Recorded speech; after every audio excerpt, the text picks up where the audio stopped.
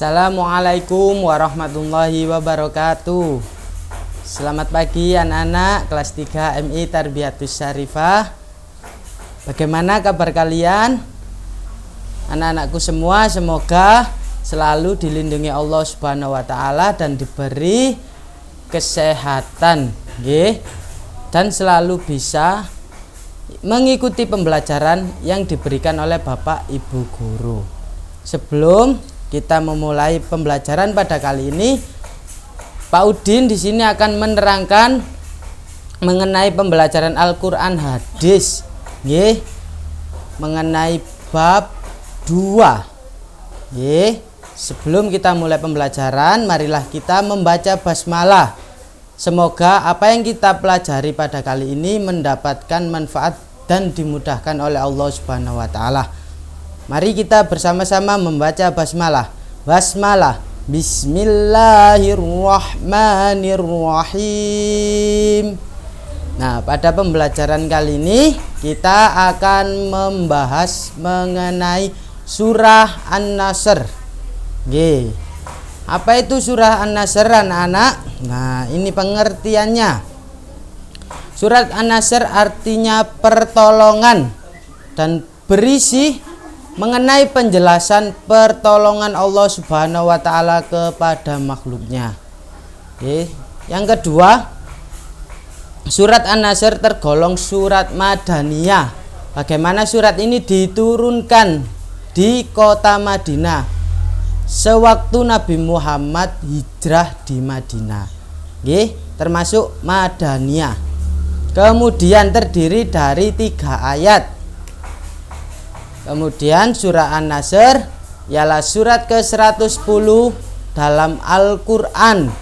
Oke, jadi dalam Mushaf Utsmani urutan surat An-Nasr ini surat ke-110 dan diturunkan setelah surat At-Taubah. Nah, begitulah pengertian dari surat An-Nasr. Oke. Nah, kemudian ini lafal surat An-Nasr. Marilah kita membaca bersama-sama. Nggih. Dimulai, diperhatikan terlebih dahulu, dimulai dengan bacaan basmalah. Bismillahirrahmanirrahim. Idza jaa nasrullahi wal fath wa ra'aitan nasa yadkhuluna fi dinillahi afwaja fasabbih bihamdi rabbika wastaghfir innahu kana tawwaba. Lah, untuk di rumah anak-anak bisa mengulanginya sendiri-sendiri, nggih. Dibaca tiap sholat 5 waktu agar mudah dihafalkan. Ngoten nggih. Kemudian, nah, bagaimana terjemah surat An-Nasr? Yang pertama yakni idza jaa nasrullahi wal fath. Nah, ini apabila telah datang pertolongan Allah dan kemenangan. Fath itu kemenangan. Jadi kalau ada temannya yang namanya Fatah artinya kemenangan, nggih. Kemudian wa ra'aitan nasa yadkhuluna fi dinillahi afwaja. Dan kamu lihat manusia masuk agama Allah dengan berbondong-bondong. Nah, ini. Kemudian fasabbih bihamdi rabbika wastaghfir innahu kana tawwaba. Maka bertasbihlah dengan memuji Tuhanmu dan memohonlah ampun kepadanya, sesungguhnya Dia adalah Maha penerima taubat. Jadi di sini dalam ayat pertama Allah memberikan pertolongan, ridha Allah, maka apapun yang terjadi maka manusia akan masuk agama Allah dengan berbondong-bondong. Dilanjut ke ayat kedua. Kemudian ayat ketiga, maka bertasbihlah dengan memuji Tuhanmu dan memohon ampunlah. karena tiada Tuhan yang berhak dipuji selain Allah, dan tidak ada tempat permohonan taubat selain Allah, karena Dia adalah Maha penerima taubat karena mempunyai sifat Al-Ghafur, Maha Pemaaf. Apapun segala kesalahannya pasti dimaafkan jika kita mau bertobat.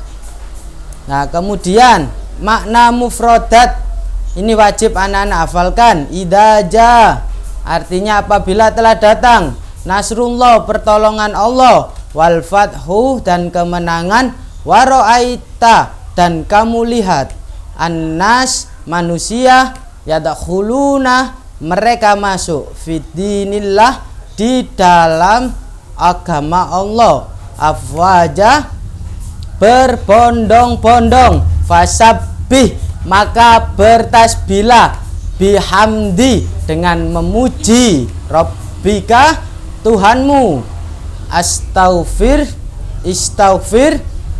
dan memohon ampunan, dan memohon ampunan, innahu kana sesungguhnya Dia Allah, hu itu kembali kepada Allah, taubatan Maha penerima taubat. Lah ini makna mufradat yang wajib anak-anak fahami.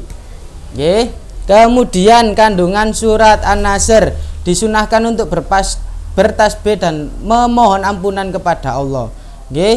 Contohnya kita ngenyek temeni, contohnya kita jawil koncone, contohnya kita menyakiti temani. Lah itu kita disunahkan untuk bertasbih dan memohon ampunan kepada Allah.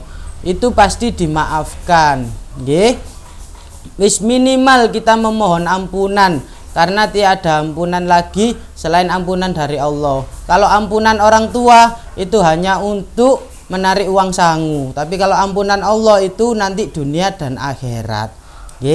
Jadi itu lebih penting, karena apapun yang kita lakukan, kalau kita benar-benar taubat dan kita mau berubah sikap kita, maka Allah akan mengampuni.